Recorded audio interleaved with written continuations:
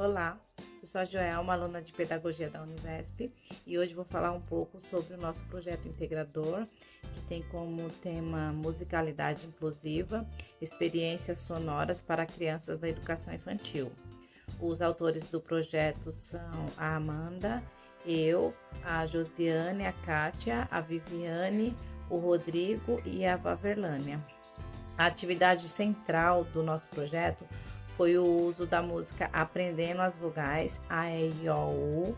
A autora da música é Aurora e Jaque. E através dessa música, nós conseguimos, ali ter uma interação com as crianças, permitindo que elas se familiarizassem com as vogais. Na verdade, na turma tem algumas crianças que já são alfabetizadas, outras que já conheciam as vogais e algumas que não conhecem, ainda estão na fase de aprender, né? Porque essa fase de estágio 2 é onde elas vão conhecendo as letras e mais no primeiro ano que elas começam mesmo a fase de alfabetização. Porém, cada criança tem o seu tempo, né? Então tem umas que são mais adiantadas, que já aprendem a ler antes do previsto, e tem umas que demoram um pouquinho, mas tá tudo bem, faz parte ali do desenvolvimento, né? Cada uma também tem uma realidade, tem um estímulo diferente em casa. E assim, lá na sala, mesmo tendo crianças em hipóteses diferentes, todas as que estavam no dia participaram bem, interagiram, nos deram uma resposta positiva ali da apresentação que nós fizemos. E nós usamos também um instrumento chamado maraca, onde nós conseguimos fazer a avaliação, né, do que as crianças entenderam e conseguimos perceber que houve uma boa apropriação ali do conteúdo que foi apresentado a elas. Elas deram uma resposta positiva. Foi uma atividade que foi utilizada no dia, né? Foi feita a apresentação, mas as crianças ficaram com os instrumentos e pode ser reutilizada pela professora regente da sala em outros momentos, até porque elas estão nessa fase de alfabetização, elas estão aprendendo as vogais, estão conhecendo ali, né, as outras letras também do alfabeto. Então nós fizemos ali a apresentação, deixamos o material com a professora e onde ela vai poder utilizar outras vezes também. E foi uma atividade que, assim, embora as crianças especiais não estivessem presentes, mas a professora pode estar utilizando um outro dia em que elas estejam. Até porque essas crianças que têm essas dificuldades, elas são mais sensíveis que as outras, né? Elas têm um sistema imunológico bem debilitado, então frequentemente elas adoecem e muitas vezes é um dos motivos, né, que justifica as faltas delas na escola, né? Elas não têm tanta frequência como as crianças que não têm nenhuma deficiência. E assim, um problema, que foi um dos problemas que nós observamos que tinha na escola, é por se tratar de uma região de alta vulnerabilidade social.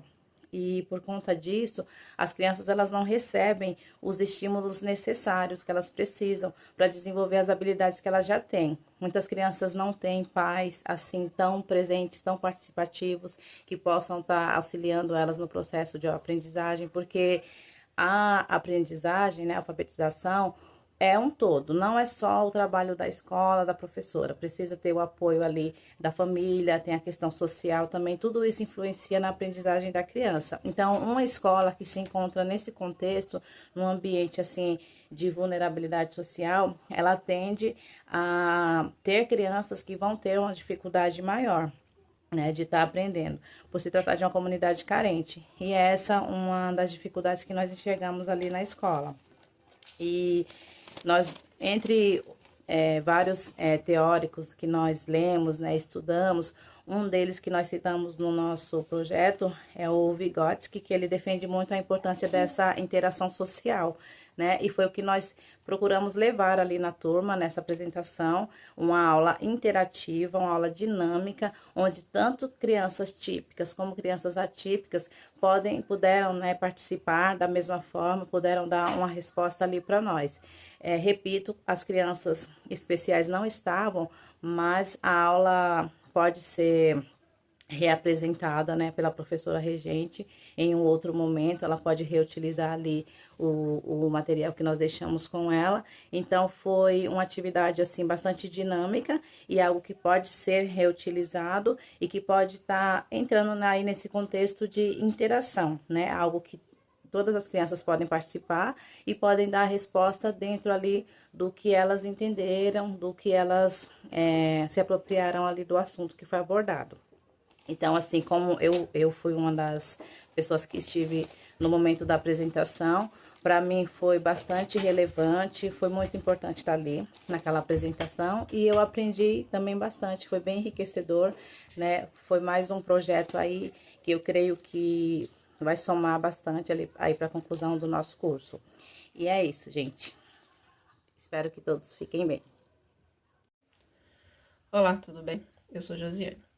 Dando continuidade no que a Joelma já disse, nós decidimos trabalhar com música porque é uma ferramenta pedagógica muito rica que envolve e estimula, né, o desenvolvimento da criança de uma maneira geral. O tema do PI era Práticas Inclusivas à Diversidade na Escola. Então, nós pensamos numa atividade que pudesse envolver toda a turma e que fosse para as crianças interessante, o que realmente foi e aconteceu. Porém, no dia da apresentação, as duas crianças que possuem deficiência faltaram, se ausentaram. Então, diante dessas faltas, nós esbarramos numa outra questão que foi rapidamente abordada no nosso projeto, que foi a questão da evasão escolar de pessoas com deficiência, que podem ser por N motivos. No nosso caso, como foi saúde, nós vamos abordar só as questões de saúde, que podem ser longos tratamentos e visitas frequentes aos médicos, né, com acompanhamento, consultas, internações recorrentes, algumas limitações cognitivas ou físicas que impedem a criança de estar frequentemente na sala de aula, ou até mesmo alguma manifestação recorrente, frequente de algum sintoma já associado à doença que a criança possui, como é no nosso caso. Uma das crianças em questão possui paralisia cerebral e ele apresenta quadros de convulsão. E aí é necessário toda uma intermediação entre a escola e os pais e a família. Então, nesse ponto em que muitas vezes as crianças precisam se ausentar frequentemente, nós vemos a necessidade de uma escola que esteja realmente compromissada com o desenvolvimento do seu aluno, com a aprendizagem do seu aluno. Nesse ponto, de se preocupar com uma escola verdadeiramente compromissada, nós esbarramos no pensamento de Libânio. Nós compartilhamos do pensamento de Libânio, que é um teórico muito relevante no campo da educação atualmente. Libânio diz, e nós concordamos com ele, que a escola ela precisa planejar e mediar a aprendizagem do seu aluno. Como isso? Se usando de estratégias que sejam flexíveis e acolhedoras para essas crianças nesses momentos de necessidade. Que pode ser como? Desenvolvendo um plano pedagógico específico, com ensino domiciliar temporário, quando houver necessidade. Então, seria um apoio interdisciplinar, né? Uma ação que envolve não só a escola, mas que envolve a escola, envolve a família e, por que não, também envolver a área da saúde, que são os responsáveis pelo tratamento dessa criança. Segundo Libânio, seria uma ação conjunta visando o desenvolvimento daquela criança e a gente concorda com ele, que seria mais viável. Uma escola inclusiva que buscasse realmente meios para essa criança se desenvolver, para essa criança aprender, para essa criança alcançar a sua autonomia. Atitudes e estratégias e projetos para que essa criança se sinta pertencente àquele ambiente, que fortaleça o vínculo social, afetivo e que haja realmente a inclusão, que a criança se sinta participante daquele meio, né? Que ela seja envolvida, que ela seja cuidada, que ela seja bem assistida. E esse foi o nosso projeto, espero que vocês tenham gostado. E é isso, obrigada.